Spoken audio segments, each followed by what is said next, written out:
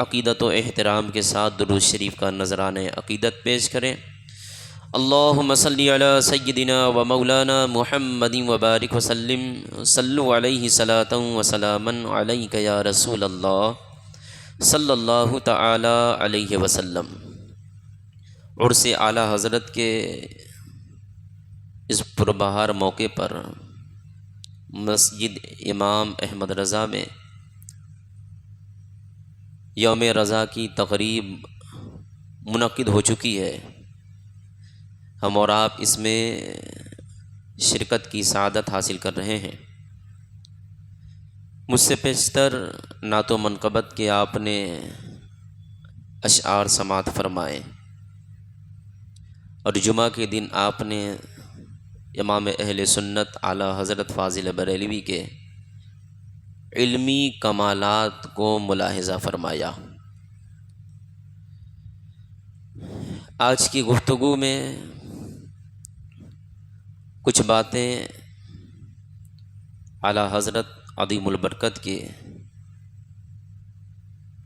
اس علمی کلام اور اس علمی کمال کی بات کروں جس سے نبی پاک صلی اللہ علیہ وسلم کی عظمت اور شان ظاہر ہوتی ہے۔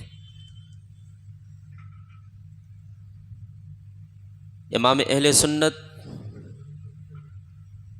اعلیٰ حضرت کا امت مسلمہ پر بہت بڑا احسان ہے۔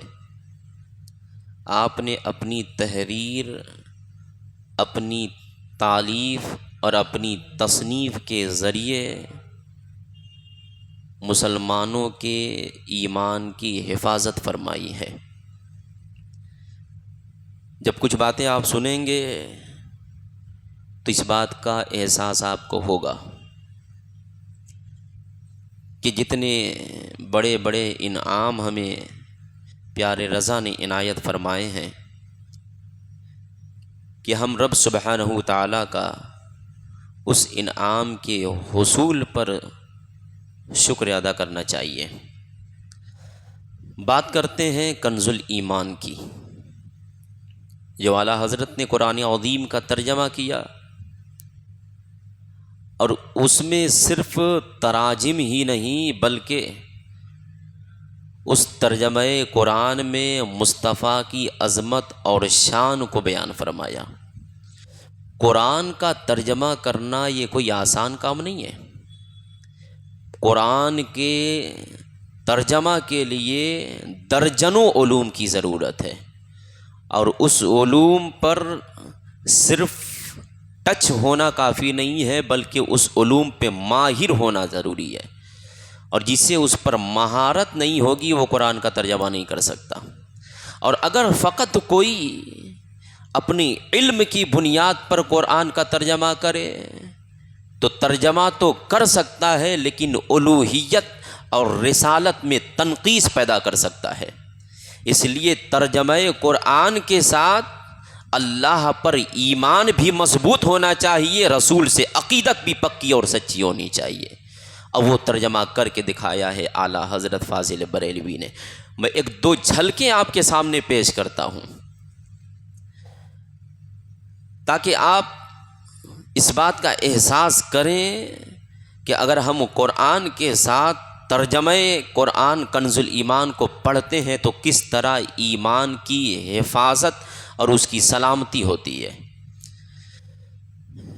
بہت مشہور آیت ہے، آپ ہر نماز میں اسے پڑھتے ہیں، اہدنا الصراط المستقیم صراط الذین انعمت علیہم غیر المغضوب علیہم ولا الضالین۔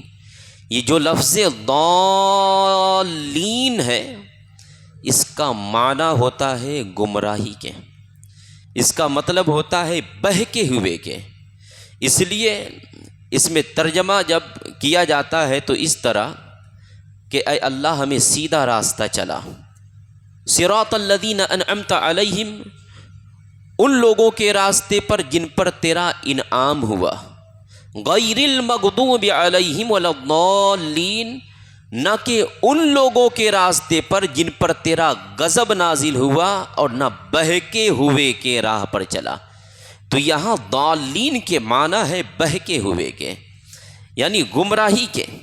اب اگر کوئی ایک لفظ کو پکڑ کر قرآن کا ترجمہ ہر جگہ لفظ ضال کا ترجمہ بہکے ہوئے کرے گا، معنی میں فساد پیدا ہو جائے گا، اور یہاں تک کہ گستاخی رسول کی دہلیز کو وہ چھوتا ہوا نظر آئے گا۔ آپ تلاوت کے وقت ایک آیت سنیں، وَوَجَدَكَ ضَالًّا فَهَدَى، بغور گفتگو سماعت فرمائیں تاکہ باتیں آپ کے سامنے کھل کر کے واضح ہو جائے۔ یہ آیت کریمہ وَوَجَدَكَ ضَالًّا فَهَدَى، اوروں نے جو ترجمہ کیا ہے آپ ان کے تراجم کو ریسرچ بھی کر سکتے ہیں، یوٹیوب پہ بھی دیکھ سکتے ہیں، گوگل پہ بھی دیکھ سکتے ہیں، بس کسی بھی مکتب فکر کے تراجم کو اٹھا کے دیکھ لیں، اور پھر ایک طرف اعلیٰ حضرت کے ترجمے کو دیکھ لیں، اور کس طرح اس کے رسالت کی خوشبو سے آپ معطر ہوتے ہوئے نظر آئیں گے۔ وَوَجَدَكَ ضَالًّا، یہاں بھی ضالًا آیا ہے، سورہ فاتحہ میں ضالین آیا ہے، لفظ ایک ہی ہے، ایک مقصور واقع ہو رہا ہے، ایک منصوب واقع ہو رہا ہے، ایک پر زبر آیا ہے لن پر ضالن، اور یہاں ضالین آیا ہے، لفظ ایک ہے۔ تو کیا اگر لفظ ایک ہو تو معنی ایک ہی کیا جائے؟ تو اوروں نے جو ترجمہ کیا تو صرف لفظ ضالن کو دیکھ کر ترجمہ کیا، اور اس طرح ترجمہ کیا وَوَجَدَكَ ضَالًّا فَهَدَى، کہ اے مصطفیٰ ہم نے آپ کو گمراہ پایا تو ہدایت دے دی۔ معاذ اللہ، ترجمہ کیا گیا کہ اے نبی میں نے آپ کو گمراہ پایا تو ہدایت دے دی۔ اب آپ ذرا سوچیں، جو نبی گمراہ ہو وہ کیسے دوسروں کو ہدایت دے؟ جو نبی راہ پر نہ ہو وہ دوسروں کو کیسے ہدایت دے؟ جب ان کے تراجم شائع ہوتے ہیں، پاکستان کے ایک عیسائی نے جب ان کے ترجمے کو پڑھا اور یہ پڑھا کہ ان کے نبی گمراہ ہیں، تو انہوں نے دعویٰ کیا اس عیسائی نے اور کہا کہ میرے نبی عیسیٰ علیہ السلام تمام نبیوں میں افضل ہیں۔ حالانکہ رسول گرامی وقار صلی اللہ علیہ وسلم تمام رسولوں اور نبیوں میں افضل ہیں، لیکن ان کی گستاخی کی بنا پر ایک عیسائی کو یہ جرأت ہو رہی ہے کہ وہ یہ کہتا ہے کہ عیسیٰ علیہ السلام سب سے افضل ہیں۔ کیوں؟ اس لیے کہ وہ کہتا ہے کہ تمہارے کتاب میں تو یہ لکھا ہے کہ تمہارے نبی گمراہ ہیں، لیکن ہماری کتابوں میں اور خود تمہارے قرآن میں بھی یہ لکھا ہے کہ عیسیٰ علیہ السلام مردے کو زندہ کرتے تھے، عیسیٰ علیہ السلام کوڑی کو اچھا کرتے تھے، عیسیٰ علیہ السلام اندھے کو بینائی عطا فرماتے تھے، تو میرے عیسیٰ علیہ السلام تمہارے نبی محمد الرسول اللہ صلی اللہ علیہ وسلم سے افضل ہوئے۔ یہ کس بنا پہ ایک عیسائی کہہ رہا ہے؟ ان کی گستاخی کی بنا پہ کہہ رہا ہے۔ کیوں؟ اس لیے کہ ضالن کا جو معنی گمراہی ہے اس نے گمراہی معنی کر دیا، حالانکہ یہ عربی لفظ ہے۔ عربی الفاظ کے معانی میں بڑی کشادگی ہوتی ہے، بڑی فراخی ہوتی ہے، ایک ایک لفظ کے بہت سارے معنی ہوتے ہیں۔ ایک عربی کی کیا تخصیص، اگر آپ اردو پہ غور کریں، اردو تو اردو کا ایک لفظ اٹھائیں بہت سارے اس کے معنی آپ کو ملیں گے۔ میں ایک لفظ سنا دیتا ہوں، اردو کا ایک لفظ ہے دم۔ دم کا معنی کیا ہوتا ہے؟ دم کے بہت سارے معنی ہوتے ہیں، اور دم کے ساتھ جو الفاظ لگتے ہیں اس الفاظ کی مناسبت سے دم کا معنی الگ ہو جاتا ہے۔ جیسے میں کہوں کہ ایک انسان جو روزانہ جیم جاتا ہے باڈی بنانے کے لیے، اس کو پاس بہت دم ہوتا ہے۔ اب یہاں دم کا معنی کیا ہوگا؟ آپ بولے، اس کے پاس بہت دم ہے، کیا معنی؟ طاقت۔ دم کے معنی یہاں طاقت ہے۔ لیکن اب آئیے، ایک صاحب بیمار ہوئے، مولوی صاحب کے پاس گئے، مولوی صاحب نے کچھ پڑھ کر انہیں دم کر دیا۔ اب یہاں دم کا معنی کیا ہوا؟ پھونکنا ہوا۔ یہاں دم کے معنی پھونکنا ہوا۔ ایک صاحب بن رہے ہیں، پہلے دم کا ڈنڈا دبائیں، پھر مشین کا ڈنڈا دبائیں۔ اب یہاں دم کا معنی کیا ہوا؟ وہ دم کا ڈنڈا ہو گیا۔ ایک لفظ دم ہے، معانی الگ ہیں۔ اور لفظ دم کی خصوصیت دیکھیں، آپ جا رہے تھے چھائی پر، ایک عورت راستے پر آٹا دم رہی تھی۔ کیا مطلب؟ آٹا گوندھ رہی تھی۔ آپ کے یہاں کوئی پروگرام ہوا، آپ نے بریانی بنانے کے لیے چاول اور گوشت کا انتظام کیا، بھگونے میں چڑھا دیا، جب چاول تھوڑے پک جاتے ہیں پھر اس کے اوپر سے سینی ڈال کر اس کے اوپر کوئلہ رکھ کر بریانی کو دم پہ چڑھا دیا۔ ایک لفظ دم ہے، معانی اس کے الگ الگ ہیں۔ ویسے ہی حضرت موسیٰ علیہ السلام نے ایک شخص کے پیٹھ پر ایک مکہ مارا، اس کا دم نکل گیا۔ یہاں دم کے معنی کیا ہوا؟ لفظ ایک ہے دم، کبھی اس کے معنی طاقت کے ہیں، کبھی دم کا معنی پھونکنا ہے، کبھی دم کا معنی آٹا گوندنا ہے، کبھی دم کا معنی وہ ڈنڈا ہے، کبھی دم کا معنی پھونکنا ہے، اور کبھی دم کا معنی جان کا نکل جانا ہے، کبھی دم کے معنی ہمت کے ہیں، کبھی طاقت کے ہیں۔ یہ اردو کا ایک لفظ دم ہے، اس کے اتنے معانی ہیں کہ جس طریقے سے الفاظ بدل جا رہے ہیں معنی بھی بدل جا رہا ہے، ویسے ہی لفظ ضالین اور لفظ ضالن میں فرق ہے۔ لفظ ضالین جو ہے اس کی نسبت کافروں کی طرف ہے، اور ضالن کی نسبت میرے محبوب کی طرف ہے، رحمت للعالمین کی طرف ہے۔ اور ان لوگوں نے نسبت نہ دیکھی اور ترجمہ کر دیا، اور دونوں جگہ گمراہی کا ترجمہ کر دیا، ادھر بھی اور ادھر بھی۔ ادھر ترجمہ کرتے ہیں تو یہ کہتے ہیں کہ اے محبوب ہم نے آپ کو گمراہ پایا تو ہدایت دے دی، لیکن اٹھاؤ کنز الایمان ترجمہ قرآن عظیم الشان کتاب امام اہل سنت کی، تو اعلیٰ حضرت نے اس کا کیا ترجمہ کیا ہے؟ وَوَجَدَكَ ضَالًّا فَهَدَىٰ۔ امام فرماتے ہیں کہ اے محبوب جب ہم نے آپ کو اپنی طرف خود رفتہ دیکھا تو ہدایت دے دی، خود رفتہ پایا تو ہدایت دے دی، خود رفتہ پایا تو ہدایت دے دی، خود آتا پایا تو ہدایت دے دی۔ کیا مطلب ہوا؟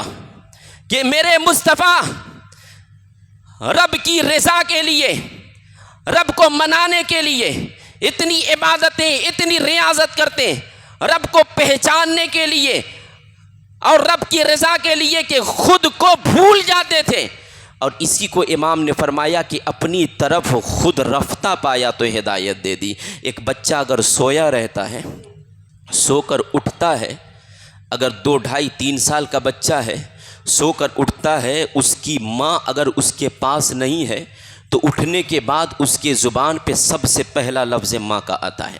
باپ گودی لے نہیں جائے گا، بھائی گودی لے نہیں جائے گا، بہن گودی لے نہیں جائے گا، ماں کی طرف جائے گا۔ اگر بچے نے دیکھا کہ ماں کچن میں ہے تو وہ کچن کی طرف جائے گا، اگر بچہ وہاں پہ لیٹا ہے، ماں یہاں پہ بیٹھی ہے، بچہ وہاں اٹھے گا اور ڈائریکٹ ماں کی طرف آنے لگے گا۔ اب راستے میں پیالہ ہے کہ راستے میں گلاس ہے، راستے میں دسترخوان ہے، اسے کچھ بھی دکھائی نہیں دے گا، اسے صرف ماں نظر آئے گی، وہ ماں کی طرف آتا دکھائی دے گا، ماں کی طرف چلتا دکھائی دے گا۔ اب ماں کیا کرتی ہے؟ راستہ صاف کر دیتی ہے، بچہ قریب آتا ہے۔ جب اللہ نے دیکھا کہ مصطفیٰ میری طرف لو لگا رہے ہیں، نبی میری طرف چلے آ رہے ہیں، مصطفیٰ میری رضا کے لیے مشقتیں اٹھا رہے ہیں، تو اعلیٰ حضرت ترجمہ یہ کرتے ہیں کہ جب ہم نے آپ کو اپنی طرف خود رفتہ دیکھا تو آپ کو اپنی طرف خود رفتہ دیکھا تو ہدایت دے دی۔ کیا مطلب؟ کہ راستے کو ہموار کر دیا، اور اللہ اور رسول کے درمیان جتنے حجابات تھے سارے حجابات کھل جاتے ہیں، اور میرے مصطفیٰ رب کے قریب چلے جاتے ہیں، اور رب کی تمام معرفتیں اللہ کے حبیب حاصل کر لیتے ہیں۔ کتنا فرق ہو گیا؟ وہاں لفظ ضالین اگر کوئی ان کے تراجم کو پڑھے تو ایمان میں کتنی خرابی پیدا ہوگی کہ حضور بہکے ہوئے ہیں معاذ اللہ، حضور گمراہ ہے معاذ اللہ، اور امام اہل سنت کا کوئی ترجمہ پڑھے تو اس سے شان نبوت و رسالت ظاہر ہوتی ہے۔ بہت ہی مشہور سورہ ہے سورہ فتح۔ سورہ فتح کہ اگر کوئی جنگ ہو، چاہے کوئی بھی جنگ ہو، چاہے الیکشن کا جنگ ہو یا پھر ایک مسلمان کافر کا جنگ ہو، ذاتی جنگ ہو یا پھر عرفی جنگ ہو، اگر کوئی سورہ فتح کو دل سے پڑھ کے دعا مانگتا ہے اللہ اسے فتح عطا فرماتا ہے، چاہے الیکشن کا جنگ ہو۔ عزیزان گرامی وقار، سورہ فتح کی پہلی آیت کے بعد جو دوسری آیت ہے اسے آپ ملاحظہ فرمائیں۔ پہلی آیت انا فتحنا لک فتحا مبینا، معنی یہ ہوگا بے شک ہم نے تمہارے لیے روشن فتح فرما دی۔ اس کے شان نزول پہ نہیں جا رہا ہوں، میں دکھانا یہ چاہتا ہوں کہ اعلیٰ حضرت کے ترجمے میں اور دوسروں کے ترجمے میں کتنا فرق ہے، اور اعلیٰ حضرت کے ترجمے میں رسول کی شان کس طرح ظاہر ہو رہی ہے۔ دوسری آیت لیغفر لک اللہ ما تقدم من ذنبک وما تأخر، یہ آیت کا ایک جز ہے۔ اب پہلی آیت کا آپ نے ترجمہ سماعت فرمایا کہ رب ارشاد فرماتا ہے کہ ہم نے تمہارے لیے روشن فتح فرما دی تاکہ اللہ تمہارے سبب سے، یہ سرکار اعلیٰ حضرت نے ترجمہ فرمایا ہے، لیکن یہیں پہ رک کے پہلے میں ان کے ترجمے کو بتا دوں تاکہ پھر دونوں میں موازن آپ کر سکیں۔ انہوں نے ترجمہ کیا کیا لیغفر لک اللہ کا؟ انہوں نے ترجمہ یہ کیا کہ تاکہ اللہ تمہارے گناہ کو بخش دے جو اگلے ہیں اور جو پچھلے ہیں، معاذ اللہ۔ بتائیے، ایک نبی اور گناہ، نبی تو معصوم ہوتے ہیں، اور میرے نبی تو تمام معصوموں کے سردار سید المعصومین ہیں، پھر ان کے لیے گناہ کا لفظ بولنا، بتائیے یہ ایمان میں خرابی ہو رہی کہ نہیں؟ ایمان کو لوٹا جا رہا ہے کہ نہیں؟ ان کی کتابیں سعودیہ سے شائع ہو کر کے حاجیوں کو اور عمرہ کرنے والوں کو دی جا رہی ہے، کیوں؟ تاکہ ان کے دل سے ایمان کے جو جوہر اور جو قیمتی موتی ہے وہ نکل جائے، اور اس ایمان کی حفاظت کرنے والے بریلی کی دھرتی سے امام احمد رضا نے ہمیں کنز الایمان کو عطا فرمایا ہے۔ ایمان کا خزانہ اس کا نام ہے۔ کنز الایمان کا مطلب ہی ہوتا ہے ایمان کا خزانہ۔ کس طرح ایمان کے موتیوں کو بکھیر رہے ہیں میرے امام۔ انہوں نے ترجمہ کیا تو یہ کیا تاکہ آپ کے سارے اگلے اور پچھلے گناہ بخش دیے جائیں، معاذ اللہ۔ کیا حضور گنہگار ہیں؟ جو حضور کو گنہگار مانے، معاذ اللہ، جو حضور کے لیے گناہ کو ثابت کرے، اس کا ایمان ہی نہیں ہے، وہ مسلمان ہی نہیں ہے۔ عزیزان گرامی وقار، لیکن اب آؤ پیار سے اعلیٰ حضرت کا ترجمہ سنو، کس الفت سے ترجمہ کیا، صرف لفظ کی ہیرا پھیری ہے، اور ترجمہ ایسا کر دیا سرکار اعلیٰ حضرت نے کہ اس نبی کے توسل سے کس طرح امتیوں کے گناہ معاف ہو رہے ہیں، جس کے توسل سے، جس کی چوکھٹ پہ جانے سے بڑے بڑے گناہوں کے گناہ بخش دیے جائے، اسے گنہگار ثابت کرنے کی کوششیں کی جا رہی ہیں۔ جس کے در پر جانے سے بڑا بڑا پاپی بخش دیا جائے، اس کے گناہ کو دھل دیا جائے، اس کے لیے گناہ کو ثابت کرنے کی کوششیں کی جا رہی ہیں۔ یہ سورہ فتح کی آیت نمبر 2 کے ایک جز کی میں نے تلاوت کی اور اس کا ترجمہ ان کا والا سنایا۔ اب آؤ اپنا والا سن لیتے ہیں۔ اعلیٰ حضرت سرکار نے کیا ترجمہ فرمایا؟ ان کا ترجمہ تو یہ ہے کہ تاکہ اللہ آپ کے اگلے پچھلے گناہ معاف فرمائے، معاذ اللہ، لیکن اللہ کے ولی سرکار اعلیٰ حضرت ترجمہ یہ فرماتے ہیں لیغفر لک اللہ، یہ لام جو آتا ہے یہ سبب کے لیے آتا ہے۔ امام کہتے ہیں اے محبوب، تاکہ اللہ تمہارے سبب سے ساری امتیوں کے گناہ معاف فرمائے، جو اگلی امت ہے ان کے بھی گناہ معاف فرمائے، جو پچھلی امت آنے والی ہے ان کے گناہ بھی معاف فرمائے۔ کتنا فرق ہو گیا؟ ایک ہے خود رسول کے گناہ کو معاف ہونا، اور ایک رسول کی وجہ سے امت کے گناہ کو معاف کر دینا، ان کو بخش دینا۔ کتنا فرق ہو گیا۔ یہ اعلیٰ حضرت کی علمی شان اور شان رسالت ہے۔ کنز الایمان پڑھیں، ایمان تازہ ہو جاتا ہے۔ عزیزان گرامی وقار، سرکار اعلیٰ حضرت عظیم البرکت مجدد دین و ملت رضی اللہ تعالی عنہ نے ایک کنز الایمان سے بہت سارے مسلمانوں کی حفاظت فرمائی ہے۔ بہت ایسے غیر فرقہ افراد نے جب کنز الایمان کے تراجم کو دیکھا ہے تو ان کے بھی دل کی دنیا بدلی ہے۔ عزیزان گرامی وقار، یہ چند باتیں میں نے اس لیے پیش کی تاکہ آپ اسے نوٹ کر سکیں، اپنے ذہنوں میں اسے بیٹھا سکیں کہ کس طریقے سے وہ لوگ اپنی کتابوں میں شائع کرتے ہیں اور بندہ پڑھ لیتا ہے، اسے خبر بھی نہیں ہوتی ہے۔ عزیزان گرامی وقار، میرے پاس کوئی ایک ترجمے کی کتاب لایا تھا، غالباً اشرف علی تھانوی کی۔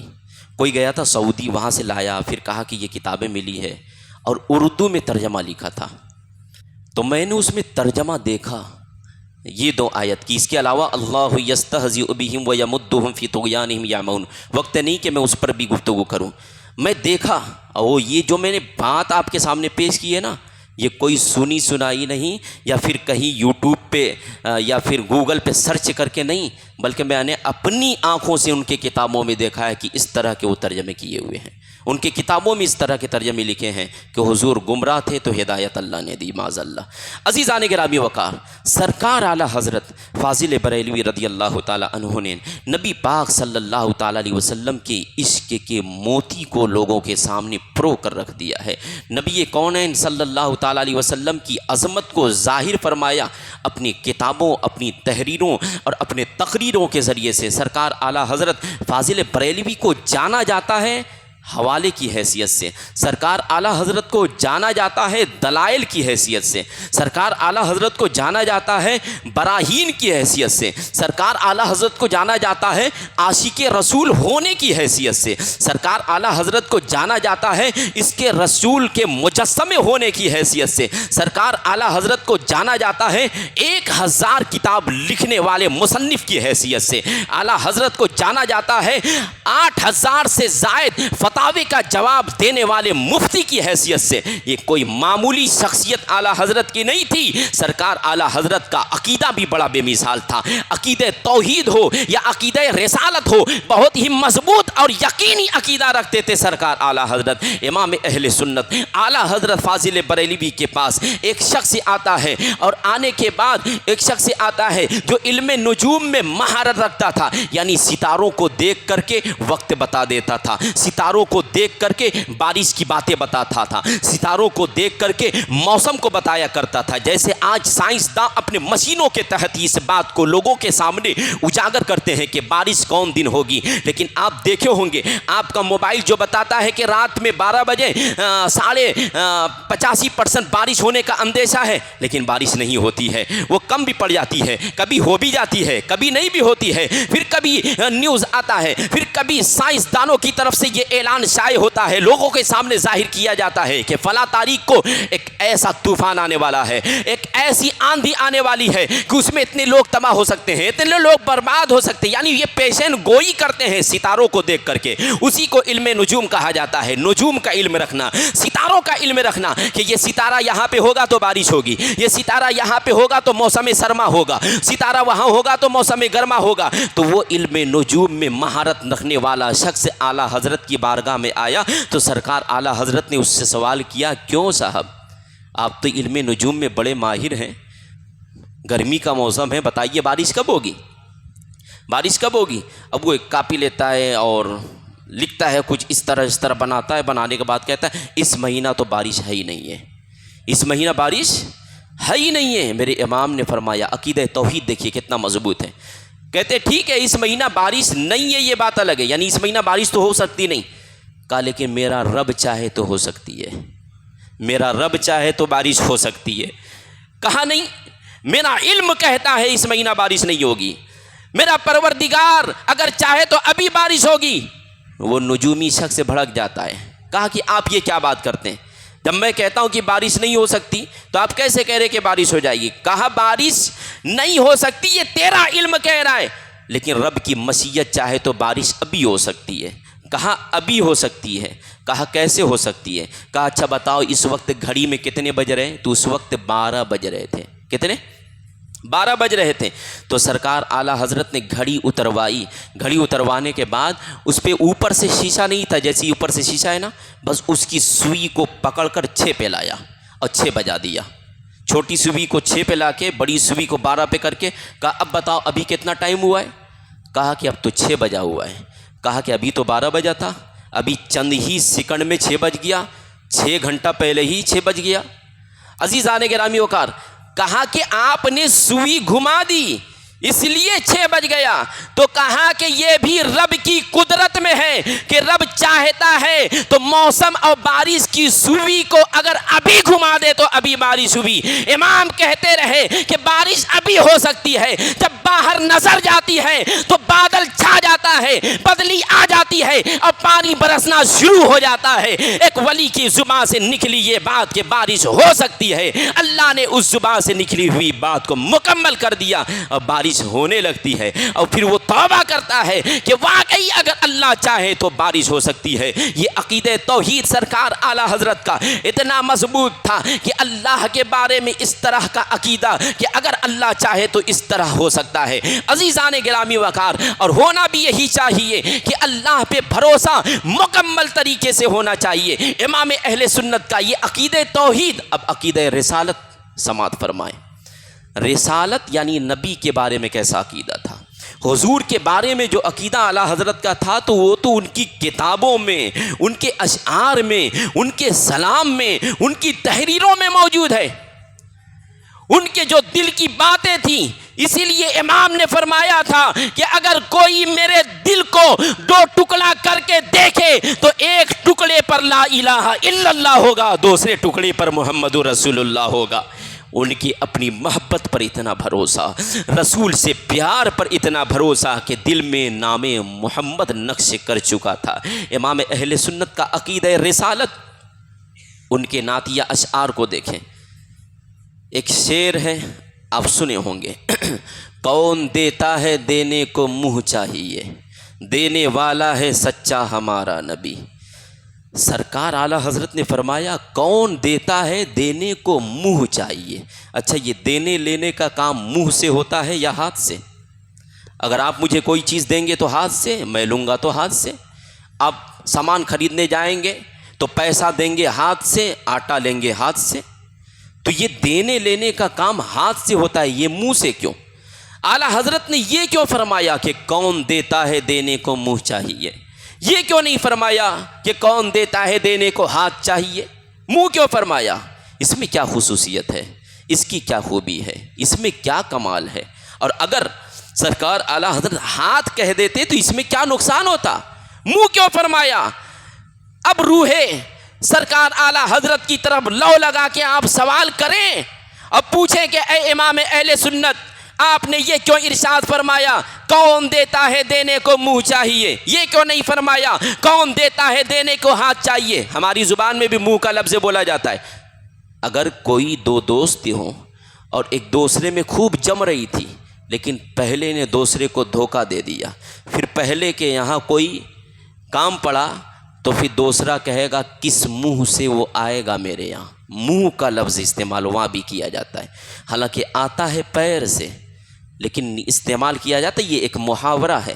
لیکن اعلیٰ حضرت نے کسی محاورے کی روح سے منہ کا استعمال نہیں کیا ہے، بلکہ اعلیٰ حضرت کی جو شاعری ہوتی ہے وہ قرآن اور حدیث کی روشنی میں ہوتی ہے۔ اور یہ شاعری جو اعلیٰ حضرت نے فرمایا کون دیتا ہے دینے کو منہ چاہیے، یہ بھی ایک حدیث کی روشنی سے ہے۔ سرکار اعلیٰ حضرت نے فرمایا کون دیتا ہے دینے کو منہ چاہیے۔ آپ سوال کریں تو مقبرے سرکار امام اہل سنت سے یہ آواز آئے گی کہ تم یہ حدیث پڑھ لو کہ نبی نے ارشاد فرمایا اطلب الحوائج عند حسان الوجوہ، کہ اپنی ضرورتوں کی تکمیل کے لیے اچھے چہرے والوں کے پاس جایا کرو۔ یعنی اگر کچھ چاہیے تو اچھے چہرے والوں کے پاس جایا کرو۔ تو میں نے جب چہرہ تلاشنا شروع کیا تو مصطفیٰ سے حسین چہرہ میں نے کسی کا نہیں پایا، اس لیے میں نے کہہ دیا کہ کون دیتا ہے دینے کو منہ چاہیے، دینے والا ہے سچا ہمارا نبی۔ سرکار اعلیٰ حضرت فاضل بریلوی کی یہ عشق کے رسالت سے بھرپور شاعری تھی، اور اس کے علاوہ سرکار اعلیٰ حضرت کے شاعری کے ایسے کمالات ہیں کہ کم وقتوں میں بیان کرنا تو بہت مشکل ہے۔ آپ ہمیشہ سنتے ہوں گے کعبے کے بدر الدجا تم پہ کروڑوں درود، طیبہ کے شمس الضحیٰ تم پہ کروڑوں درود۔ سرکار اعلیٰ حضرت نے الف سے یا تک جو حروف تہجی ہیں اس کی نسبت سے اس سلام کو لکھا ہے۔ اس سلام میں 59 اشعار ہیں۔ پہلے شعر میں آپ دیکھیں گے نا تو الف آئے گا، دوسرے میں دیکھیں گے تو با آئے گا، تیسرے میں دیکھیں گے تو تا آئے گا، چوتھے شعر میں دیکھیں گے تو سا آئے گا۔ یعنی پہلے مصرے کے بیچ میں با تا سا، کبھی آپ اسے نکال کے دیکھیں، یہ اعلیٰ حضرت کا کمال تھا کہ سرکار اعلیٰ حضرت نے الف سے یا تک ایک لائن سے نبی پاک صلی اللہ تعالی علیہ وسلم پر کعبے کے بدر الدجا جا یہاں پہ الف آ رہا ہے یعنی جیم الف زبر جا، اور اس کے بعد طیبہ کے شمس الضحیٰ اور کوئی غیب کیا کیا یہاں بھی الف آ رہا ہے، تم سے نیہا ہو بھلا لا یہاں بھی الف آ رہا ہے، اور آگے جائیں گے تو آپ کو با بھی ملے گا، تا بھی ملے گا، سا بھی ملے گا، یہاں تک کہ جب لاسٹ میں جائیں گے تو آپ کو یا ملے گا۔ آنکھ عطا کیجئے جیے اس میں ضیا دیجئے، جلوہ قریب آ گیا تم پہ کروڑوں درود۔ عزیزان گرامی وقار، تو الف سے یا تک استعمال فرمایا، یہ ان کی شاعری اور کمال درجے کی شاعری تھی۔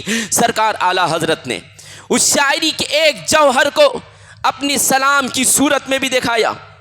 سرکار اعلیٰ حضرت نے نبی پاک صلی اللہ تعالی علیہ وسلم کی نعت کے جو اشعار لکھیں تو نعت کے اشعار ہیں، بہت ہی کمال درجے کے اشعار ہیں، لیکن جب سلام بھی لکھا سرکار اعلیٰ حضرت نے، ہمارے جو شعراء ہوتے ہیں انہیں سکون چاہیے، اگر کوئی انہیں شعر لکھنا ہو تو ایک کنارے بیٹھ کر بہت سوچیں گے تب ایک شعر بنائیں گے، لیکن سرکار اعلیٰ حضرت کا کمال یہ تھا کہ جب گھر سے نکلتے مسجد کی طرف جاتے یا مسجد سے کسی کے گھر جاتے تھے نا، اتنے ہی دیر میں وہ سلام بھی لکھ دیتے تھے، اتنے ہی دیر میں وہ نعت شریف بھی لکھ دیتے تھے۔ یہ سلام جو لکھا گیا ہے، یہ سلام سرکار اعلیٰ حضرت نے کبھی تفریح کے لیے کسی کے ساتھ نکلے، بس چند اشعار لکھ دیتے، پھر چند اشعار لکھ دیتے تھے، پھر اتنے اشعار کہ 100 کیا 200 لگ بھگ 300 اشعار صرف سلام کے ہیں جو سرکار اعلیٰ حضرت نے لکھے ہیں۔ عزیزان گرامی وقار، چونکہ سرکار اعلیٰ حضرت نے بہت ہی عقیدت، بڑی محبت کے ساتھ، عقیدت اور احترام کے ساتھ سلام کے نذرانے کو پیش کیا ہے، اور میں بھی سرکار اعلیٰ حضرت کے عرس کے موقع پہ یہ باتیں ضرور بیان کرتا ہوں، جہاں میں تقریر کرتا ہوں تو یہ چیز میں ضرور بیان کرتا ہوں کہ سرکار اعلیٰ حضرت نے کس عقیدت سے سلام کا نذرانِ عقیدت پیش کیا کہ نبی پاک صلی اللہ علیہ وسلم کے سر مبارک سے لے کر پائے اقدس تک ایک ایک عضو پر صلاۃ و سلام کے نذرانِ عقیدت پیش کر کے اس عضو کے کمالات اور اس کی شان و عظمت کو بیان فرمایا ہے۔ سرکار اعلیٰ حضرت نے کس انداز میں بیان فرمایا ہے آپ ذرا ملاحظہ فرمائیں کہ ایک ایک عضو یعنی عضو رسول کے متعلق، نبی کونین صلی اللہ علیہ وسلم کے اعضاء کے متعلق ان کی شان اور ان کی عظمت کو کس طرح ظاہر و باہر فرمایا ہے سرکار اعلیٰ حضرت نے۔ نبی پاک صلی اللہ تعالی علیہ وسلم کے جب سر اقدس کی بات آتی ہے تو امام اہل سنت مجدد دین و ملت الشاہ امام احمد رضا یوں ارشاد فرماتے ہیں، جس کے آگے سرورا خمر ہے اس سرے تاج رفعت پہ لاکھوں سلام۔ جب کونین کے آقا سید العالمین صلی اللہ علیہ وسلم کے بال شریف کی بات آتی ہے تو امام اہل سنت یوں گویا ہوتے ہیں، لیلۃ القدر میں مطلع فجر حق بال کی استقامت پہ لاکھوں سلام۔ جب رسول گرامی وقار صلی اللہ علیہ وسلم کے پیشانی شریف کی بات آتی ہے تو امام اہل سنت یوں رقم تراز فرماتے ہیں، جس کے ماتھے شفاعت کا صحرا رہا اس جبین سعادت پہ لاکھوں سلام۔ جب رسول گرامی وقار صلی اللہ علیہ وسلم کے بھوے مبارک کی بات آتی ہے تو یوں ارشاد فرماتے ہیں کہ جس کے سجدے کو محراب کعبہ جھکی ان بھووں کی لطافت پہ لاکھوں سلام۔ جب نبی کونین رحمت للعالمین شفیع المذنبین طٰہٰ و یاسین مراد المشتاقین شمس العارفین سراج السالکین دونوں عالم کے آقا و مولا کی مبارک آنکھ کا تذکرہ کرنا ہوتا ہے تو امام اہل سنت اس کو محبت میں جھوم کر، اس کو محبت کے انداز میں یوں رقم تراز فرماتے ہیں کہ نیچی آنکھوں کی شرم و حیا پر درود، اونچی بینی کی رفعت پہ لاکھوں سلام۔ مصطفیٰ جب چلتے تھے آنکھیں نیچی ہوا کرتی تھی اور دیکھتے عرش معلیٰ کو تھے، عرش معلیٰ کو دیکھ لیا کرتے تھے۔ پھر اس نگاہ نبی کی جب بات آتی ہے تو امام اہل سنت اس کو محبت میں ڈوب کر یوں تحریر فرماتے ہیں کہ جس طرف اٹھ گئی دم میں دم آ گیا اس نگاہ عنایت پہ لاکھوں سلام۔ جب کونین کے آقا کے مبارک کان کا تذکرہ کرنا ہوتا ہے بریلی کی دھرتی سے اس کو محبت کا قلم لے کر، اس کو محبت میں جھوم کر امام اس کو محبت یوں رقم تراز فرماتے ہیں کہ دور و نزدیک کے سننے والے وہ کان، کانے لالے کرامت پہ لاکھوں سلام، جب کونین کے آقا، مکی آقا، مدنی آقا کے مبارک لب کا تذکرہ کرنا ہوتا ہے، ہونٹ شریف کا تذکرہ کرنا ہوتا ہے، اس کو محبت میں جھوم کر امام عشق و محبت یوں ارشاد فرماتے ہیں، پتلی پتلی گلے قدس کی پاتیاں، ان لبوں کی نزاکت پہ لاکھوں سلام۔ جب رسول وقار صلی اللہ علیہ وسلم کے مبارک زبان کا تذکرہ کرنا ہوتا ہے تو امام اہل سنت اس کو محبت کے انداز میں یوں رقم تراز فرماتے ہیں کہ وہ زبان جس کو سب کن کی کنجی کہیں، اس کی نافذ حکومت پہ لاکھوں سلام۔ جب رسول گرامی وقار صلی اللہ علیہ وسلم کے منہ شریف، دہن شریف کا تذکرہ کرنا ہوتا ہے تو امام اہل سنت یوں رقم تراز فرماتے ہیں، وہ دہن جس کی ہر بات وحی خدا، چشمہ علم و حکمت پہ لاکھوں سلام۔ جب رسول پاک صلی اللہ تعالی علیہ وسلم کے مبارک ہاتھ کا تذکرہ کرنا ہوتا ہے تو امام اہل سنت یوں رقم تراز فرماتے ہیں کہ ہاتھ جس سمت اٹھا غنی کر دیا موجے بحرے سماحت پہ لاکھوں سلام۔ جب مسکراہٹ مصطفیٰ کی بات آتی ہے تو امام اہل سنت اس کو محبت میں جھوم کر یوں رقم تراز کرتے ہیں کہ جس کی تسکی سے روتے ہوئے ہنس پڑے اس تبسم کی عادت پہ لاکھوں سلام۔ جب نبی پاک صلی اللہ علیہ وسلم کی پیاری پیاری رنگت کو بیان کرنا ہوتا ہے تو بریلی کی دھرتی سے اس کو محبت کا قلم لے کر اس کو محبت میں جھوم کر امام اس کو محبت یوں رقم تراز فرماتے ہیں کہ جس سے تاریک دل جگمگانے لگے اس چمک والی رنگت پہ لاکھوں سلام۔ جب آقا کریم صلی اللہ تعالی علیہ وسلم کے مبارک بازو کا تذکرہ کرنا ہوتا ہے تو امام اہل سنت یوں رقم تراز فرماتے ہیں کہ جس کو بارے دو عالم کی پرواہ نہیں ایسے بازو کی ہمت پہ لاکھوں سلام۔ جب مصطفیٰ جان رحمت، شمع بزم ہدایت، شب اسرا کے دولہ، رحمت دو عالم، برکت دو عالم، سید دو عالم، شہنشاہ دو عالم کے مبارک انگلیوں کا تذکرہ کرنا ہوتا ہے، دھرتی بریلی سے اس کو محبت میں جھوم کر امام اس کو محبت یوں رقم تراز فرماتے ہیں کہ نور کے چشمے لہرائے دریا بہیں، انگلیوں کی کرامت پہ لاکھوں سلام۔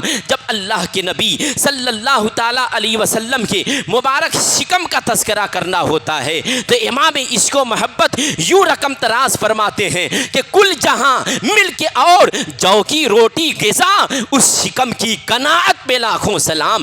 جب اللہ کے نبی صلی اللہ علیہ وسلم کے مبارک زانو کا تذکرہ کرنا ہوتا ہے تو امام اہل سنت یوں رقم تراز فرماتے ہیں کہ انبیاء تہ کریں زانو ان کے حضور، زانوؤں کی وجاہت پہ لاکھوں سلام۔ جب نبی کونین صلی اللہ علیہ وسلم کے مبارک پاؤں کا تذکرہ کرنا ہوتا ہے، پیر اقدس کا تذکرہ کرنا ہوتا ہے تو امام اس کو محبت میں جھوم کر یوں ارشاد فرماتے ہیں، یوں نقل فرماتے ہیں کہ کھائی قرآن نے کھا کے گزر کی قسم اس کفے پاکی حرمت پہ لاکھوں سلام۔ لا اقسم بہذا البلد وانت حل بہذا البلد ووالد وما ولد۔ جب سر اقدس سے لے کر پائے مبارک تک ایک ایک عضو مبارکہ پر سلام عقیدت پیش کرتے ہیں تو پھر سوچتے ہیں کہ دل مصطفیٰ کو کہوں تو کیا کہوں، قلب رسول کو کہوں تو کیا کہوں، کیونکہ نبی کا قلب کوئی عام قلب نہیں ہے، مصطفیٰ کا دل کوئی عام دل نہیں ہے، نبی کا دل وہ دل ہے جس دل پر اللہ کا مقدس کلام نازل ہوتا تھا، نبی کا دل وہ دل ہے جس دل پر قرآن عظیم کی آیتیں اور سوریں نازل ہوا کرتی تھی، مصطفیٰ کا دل وہ دل ہے جس پر اللہ وہی نازل فرمایا کرتا تھا۔ اب اس دل کے بارے میں امام سوچتے ہیں کہ اس دل رسول کو کہوں تو کیا کہوں، سمجھ میں نہیں آتا تو اسے شعر میں اس طرح نوٹ کرتے ہیں اور کہتے ہیں کہ دل سمجھ سے ورا ہے، یعنی دل تو سمجھ میں نہیں آ رہا ہے، دل سمجھ سے ورا ہے مگر یوں کہوں گنچے راز وحدت پہ لاکھوں سلام۔ دل سمجھ میں نہیں آتا کہ دل کو کیا کہوں، ہاں یہ کہتا ہوں کہ اللہ کے راز کا گنچا ہے مصطفیٰ کا دل، ڈال دی قلب میں عظمت مصطفیٰ سیدی اعلیٰ حضرت پہ لاکھوں سلام۔ اس کے رسول کی شمع کو اپنے سلام کے ذریعے، اپنے کلام کے ذریعے، اپنے نعت کے ذریعے، ترجمہ قرآن کے ذریعے، اپنی تصنیف کے ذریعے، اپنی تعلیم کے ذریعے، اپنی تبلیغ تبلیغ کے ذریعے لوگوں کے دلوں میں رسول کی شمع کو اجاگر کر دیا، رسول کی شمع کو، اس کے نبی کے شمع کو اور اس کے دیپ کو لوگوں کے دلوں میں جلا دیا۔ یہ امام اہل سنت ہے۔ جب حضور پاک صلی اللہ علیہ وسلم کے ایک ایک عضو مبارکہ پہ سلام کا نذرانہ عقیدت و محبت پیش کرتے ہیں تو اس کے بعد خلفائے راشدین پہ بھی پیش کرتے ہیں، نبی پاک صلی اللہ علیہ وسلم کی پیاری بیٹی سیدہ فاطمہ زہرا پر بھی سلام پیش کرتے ہیں، ائمہ دین امام اعظم امام شافعی امام مالک امام احمد ابن حنبل پر پیش کرتے ہیں۔ سرکار غوث اعظم کی بارگاہ میں کہتے ہیں تو یوں کہتے ہیں، غوث اعظم ایماں متو کا ونو کا جلوہ شان قدرت پہ لاکھوں سلام، خواجہ ہندوستان پر اولیاء اسلام پر، یہاں تک کہ نبی پاک علیہ السلام کی محبت جن جن امتی کے دلوں میں ہے، ہر امتی کے لیے سلام کے نذرانے اس طرح پیش کرتے ہیں اور یوں ارشاد فرماتے ہیں کہ ایک میرا ہی رحمت میں دعویٰ نہیں، شاہ کی ساری امت پہ لاکھوں سلام، مصطفیٰ جان رحمت پہ لاکھوں سلام۔ یہ سرکار اعلیٰ حضرت کی شاعری، یہ سلام کے نذرانے عقیدت کو پیش کیا جس میں سے بہت ساری چیزوں کو تو بیان بھی نہیں کیا گیا۔ عزیزان گرامی وقار، یہ سرکار اعلیٰ حضرت اپنے سلام اور اپنے کلام کے ذریعے سے کس طرح اس کے رسول کے شمع کو لوگوں کے دلوں میں جگا رہے ہیں۔ عزیزان گرامی وقار، سرکار اعلیٰ حضرت عظیم البرکت مجدد دین و ملت نے نعتیہ شاعری جو فرمائی ہے وہ صرف رسول کی نعت پیش کرتے تھے، ولیوں کی منقبتیں لکھتے تھے، نوابوں کی خوشامد نہیں کرتے تھے۔ اس دور کا معاملہ یہ تھا کہ لکھنؤ میں نوابی چلتی تھی اور نواب انعام دیتے تھے جو نواب کے اوپر شعر لکھ کر لاتے تھے۔ جو بڑے بڑے شاعر جو آپ فراق ہے تو غالب ہے ان سب کے نام سنتے، یہ لوگ ایک کلام لکھیں کہ لے کے حاضر ہو جاتے تھے۔ کوئی نواب کی شان میں کچھ لکھ رہا ہے لے کے حاضر ہوتا تو نواب اسے انعام دیتا تو ان کی تو موجیں پھر ہو جایا کرتی تھی۔ سرکار اعلیٰ حضرت فاضل بریلوی کے یہاں ایک خط لکھا، ایک نواب نے، رامپور کے نواب نے، اور خط لکھا اور کہا کہ آپ بہترین شاعری کرتے ہیں، شاعر لوگ یہاں آنے والے ہیں، آپ بھی یہاں تشریف لائیں، کچھ شعر یہاں آپ بنائیں ہم لوگوں کے حساب سے۔ عزیزان گرامی وقار، تو سرکار اعلیٰ حضرت نے کس طریقے سے اسے اپنے نبی پاک صلی اللہ علیہ وسلم کی نعت میں اس کا جواب دیا ہے۔ ان کی مہک نے دل کے گنچے کھلا دیے ہیں، یہ لاجواب نعت ہیں، لیکن جواب جس میں دیا ہے اس رامپور والے کو تو یوں ارشاد فرمایا، وہ کمال حسن حضور ہے کہ گمان نقص جہاں نہیں، یہی پھول خار سے دور ہے۔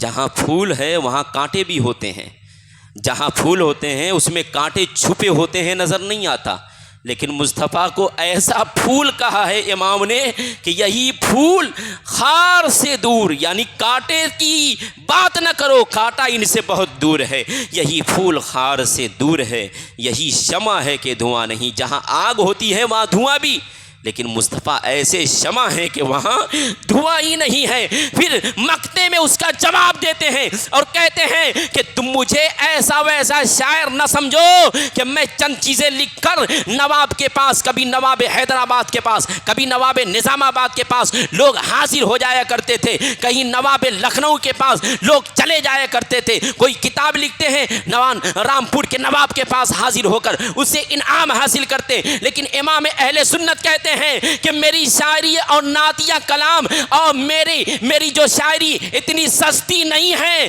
کہ جو چند سکے پہ میں اسے بیچ ڈالوں۔ پھر کہتے ہیں کہ کروں مدح اہل دول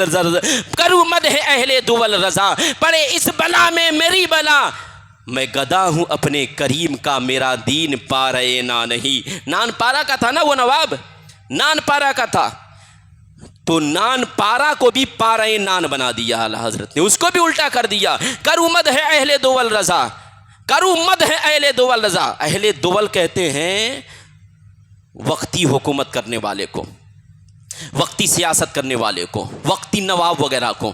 کروں مدح اہل دول رضا، یعنی میں نوابوں کی مدح کروں، میں نوابوں کی تعریف کروں، پڑے اس بلا میں میری بلا۔ اسے بلا بنا دیا۔ پھر کہتے ہیں میں گدھا ہوں اپنے کریم کا، میں گدھا ہوں اس رسول کا، میں گدھا ہوں اپنے نبی کا، میں گدھا ہوں اپنے کریم کا، میں گدھا ہوں اپنے کریم کا۔ میرا دین پارے نہیں، میرا دین ٹکڑا ٹکڑا نہیں ہے کہ میں اسے نوابوں کے یہاں بھیج دوں۔ میں اپنے رسول کے دین کے تحفظ کے لیے آیا ہوں، اسی رسول کی نعت خوانی کرتا رہوں گا، اسی کی مدح لکھتا رہوں گا۔ امام اہل سنت سرکار اعلیٰ حضرت رضی اللہ تعالیٰ عنہ نے بہت لکھا ہے، بہت لکھا ہے، اتنا لکھا ہے اور اکیلے لکھا ہے، تنہا لکھا ہے، 30 جلدوں میں فتاوی رضویہ لکھا ہے، ہزاروں صفحات پہ مشتمل ہے، بہت سارے رسائل، 1000 رسائل کو لکھا ہے۔ اور میں نے آپ کو بتایا بھی تھا کہ اگر ان کے زندگی کے ایام کو جوڑا جائے تو جتنے دن نہیں ہوتے ہیں ان کے زندگی کے، اس سے زائد پیجیں انہوں نے کتابیں تصنیف فرمائی ہیں۔ زندگی جتنے ایام نہیں ہوتے ہیں۔ سرکار اعلیٰ حضرت رضی اللہ تعالیٰ عنہ سے پہلے ہندوستان میں ایک فتاویٰ بہت مشہور جسے کہتے ہیں فتاویٰ عالمگیری، فتاویٰ عالمگیری اس کا نام ہے، فتاویٰ ہندیہ بھی۔ یہ فتاویٰ عالمگیری کیا ہے؟ فتاویٰ عالمگیری اورنگزیب عالمگیر بادشاہ نے لکھوایا تھا علماء اور مفتیان کرام کو بیٹھا کر۔ اور کتنے علماء لکھے تھے اس کتاب کو؟ 300 سے زائد چوٹی کے علماء جو وقت کے بہت بڑے بڑے فقیہ تھے، ان لوگوں کو بٹھایا، اور بٹھانے کے بعد ہر عالم کو ایک خادم دیا، ایک خادم دیا ان کے ساتھ ہیلپ کرنے کے لیے، مدد کرنے کے لیے۔ آپ کو قلم میں سیاہی ڈالنے کی ضرورت نہیں ہے، خادم ڈال دے گا۔ پیجز لانے کی ضرورت نہیں ہے، کاغذ کا اہتمام یہ خود کرا دے گا۔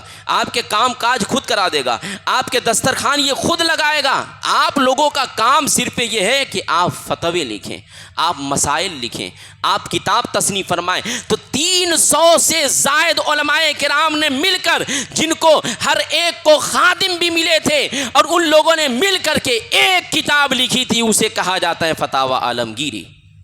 ایک کتاب لکھی تھی خادموں کی مدد سے، اور اعلیٰ حضرت رضی اللہ تعالیٰ عنہ نے فتاویٰ عالمگیری سے کئی گنا زائد کتاب صرف فتاویٰ رضویہ لکھی ہے، اور ایک جگہ بیٹھ کر، اور سرکار اعلیٰ حضرت کا کوئی خادم بھی نہیں تھا، سیاہی خود ڈالتے تھے، قلم کا بندوبست خود کرتے تھے، کاغذوں کا اہتمام خود کرتے تھے، اور خود اسے لکھتے تھے۔ اتنا بڑا کام کیا ہے سرکار اعلیٰ حضرت فاضل بریلوی نے کہ جو 300 علماء کرام نے مل کر کے ایک کتاب تصنیف فرمائی تھی، فقط تنہا امام احمد رضا نے اس سے ڈبل کتاب تصنیف فرما کر دنیا والوں کے سامنے پیش فرما دی ہے۔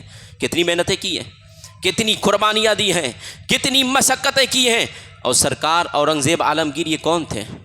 یہ خود وقت کے مجدد تھے۔ جس طرح سرکار اعلیٰ حضرت مجدد تھے، مجدد کے اقسام بھی کئی قسم کے ہوتے ہیں، لیکن وہ مجدد تھے، ساتھ میں بادشاہ بھی تھے، شہنشاہ بھی تھے، بہت متقی تھے، بڑے پرہیزگار تھے۔ اتنے متقی، اتنے پرہیزگار کہ ان کے زمانے کا آپ لوگوں نے مقبرہ والا واقعہ بہت سنا ہوگا کہ وہ فضول مقبرے گرا دیا کرتے۔ آج ہماری سنیت ان سے بڑی خراب ہو رہی ہے کہ جھوٹ موٹ کی قبریں بناتے ہیں، وہاں پہ بھیڑ بھاڑ لگا لیا کرتے ہیں۔ سرکار عالمگیر اورنگزیب بادشاہ نے یہ وصیت فرمائی تھی کہ جب میرا انتقال ہو جائے تو میرے لیے کوئی مزار نہ بنایا جائے، مقبرہ نہ بنایا جائے کہ لوگ آئے، وہاں پہ عورتوں کا ہجوم ہو جائے، خوب بھیڑ بھاڑ ہو جائے، وہیں پہ بدتمیزیاں شروع ہو جائے۔ آپ اورنگ آباد جائیے، خلد آباد جائیے، میرا جانا ہوا ہے سرکار اورنگزیب عالمگیر رضی اللہ تعالیٰ عنہ کے مزار پر۔ ان کے مزار مٹی کے موجود ہیں، مٹی کے مزار ہیں، اوپر کوئی چھت نہیں ہے، کوئی گنبد نہیں بنا ہے، مزار کو گھیرا نہیں گیا ہے، مٹی ہے۔ لیکن ہاں، آپ 24 گھنٹے میں کسی بھی لمحہ جائیں گے، ان کی قبر پر آپ کو تازہ پھول ضرور ملے گا۔ پھول سے قبر کے اندر رہنے والے کو انسیت ملا کرتی ہے۔ عزیزان گرامی وقار، ایسے شخصیت تھے، انہوں نے محنتیں کر کے فتاویٰ عالمگیری کو لکھوایا۔ یہ بھی بہت بڑا کمال ہے، یہ بھی بہت بڑا کام کیا انہوں نے، دین کا، شریعت کا بہت بڑا کام کیا۔ لیکن سرکار اعلیٰ حضرت ایسے مجدد تھے کہ جو کام 300 اور 500 علماء کرام مل کے کیا کرتے تھے، وہ تنہا امام اہل سنت اعلیٰ حضرت فاضل بریلوی کر دیا کرتے تھے۔ عزیزان گرامی وقار، اب میں اپنی بات کو یہیں پہ ختم کرتا ہوں. استغفر اللہ ربی من کل ذنب و اتوب الیہ وما علینا الا البلاغ المبین. السلام علیکم.